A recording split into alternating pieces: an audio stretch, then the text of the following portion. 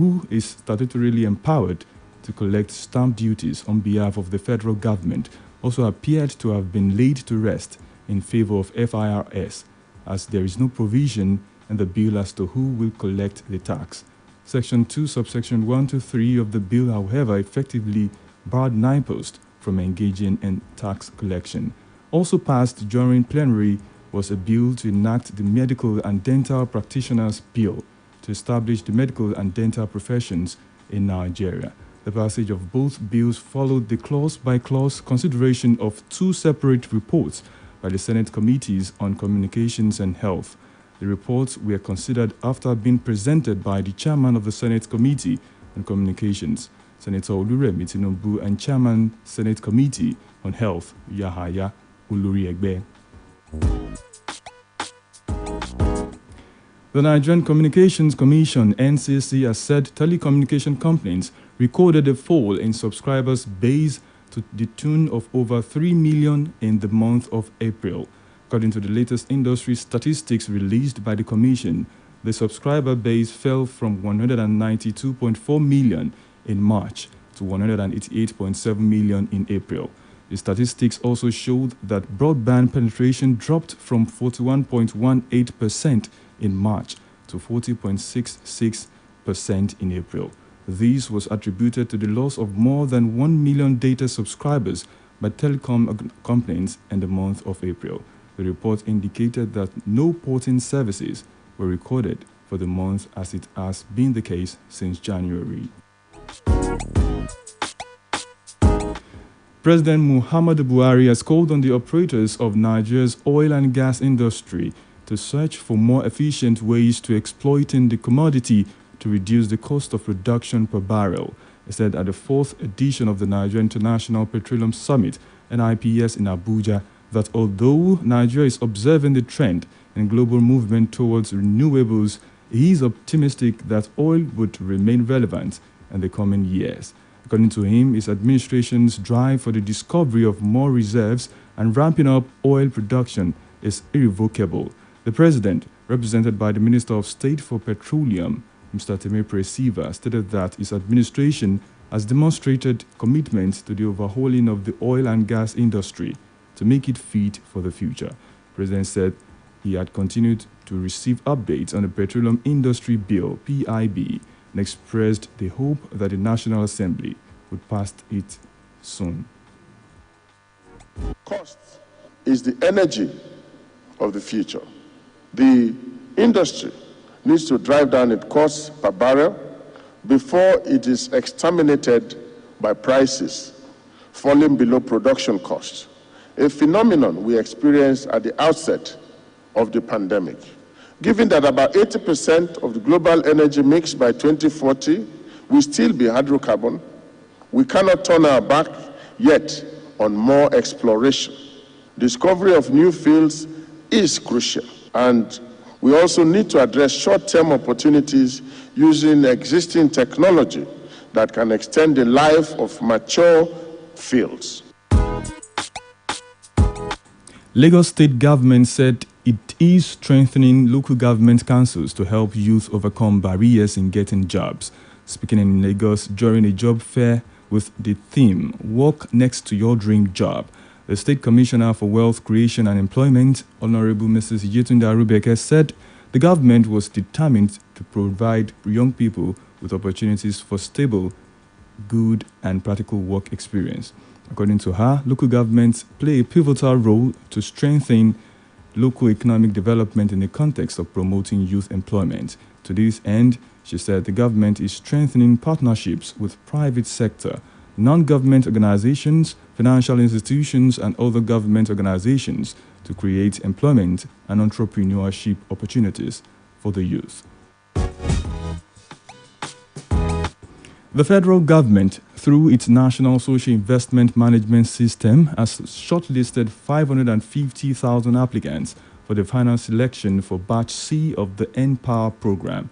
It also said that the Central Bank of Nigeria would support Batches A and B beneficiaries who had completed the N-Power program with soft loans. The Minister of Humanitarian Affairs, Disaster Management and Social Development, Sadiya Farouk, said this at a press briefing on Tuesday. She said the 550,000 shortlisted applicants were being individually contacted through the email addresses provided by them.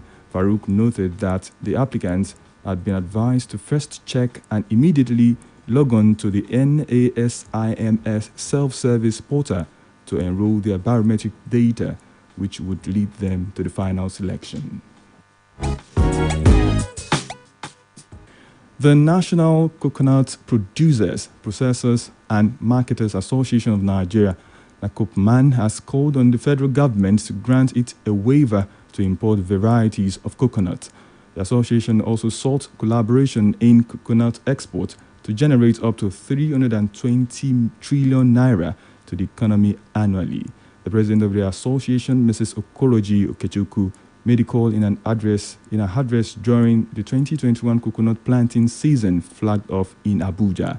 The theme of the 2021 season is Actualizing Coconut Sufficiency in Nigeria, COSEN, planting coconut trees with economic, health and export potentials. Okechukwu said that the event marked the first step in climbing the ladder of success towards the realization of the association's 6-year strategic plan of 2021 to 2027 called NACOPMAN's COSEN Project. She explained that the importance of the project on the coconut value chain development could not be quantified because of the immense benefits. The Central Bank of Nigeria, CBN, has increased the exchange rate for cargo clearance from 381 naira per dollar to 404 naira 97 kobo per dollar. Public Relations Officer, Tinkan Island Customs Command, Mr. Uche Ejeseme, confirmed the increase.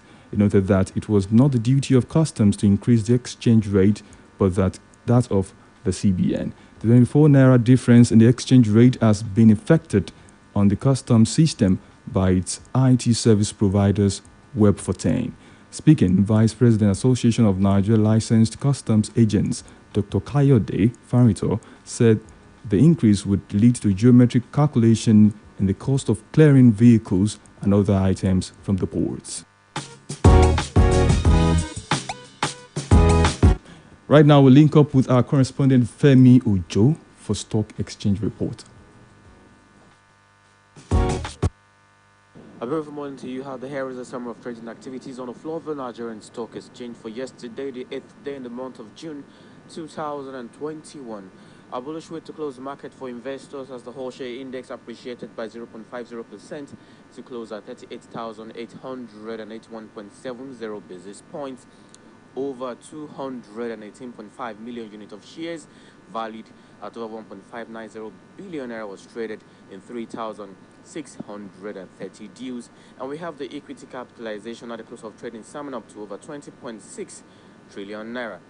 A look at the top 3 gainers for yesterday's trading. We have Okomo Otopon again as Spark gaining 9 naira 65 kobo to close at 106 naira 15 kobo.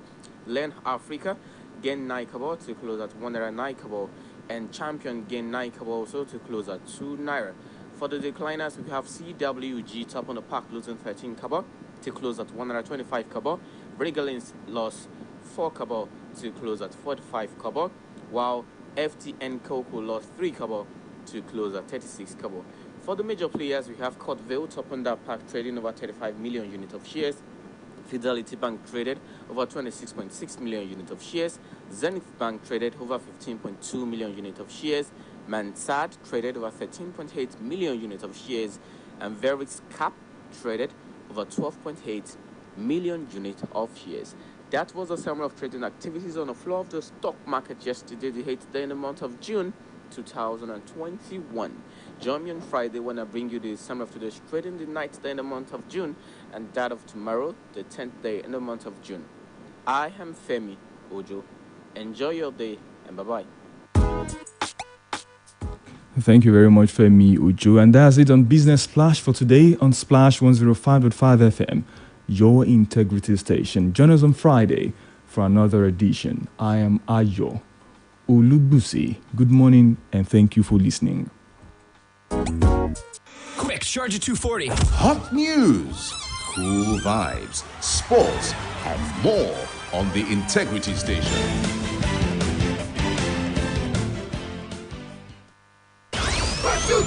Here is 105.5.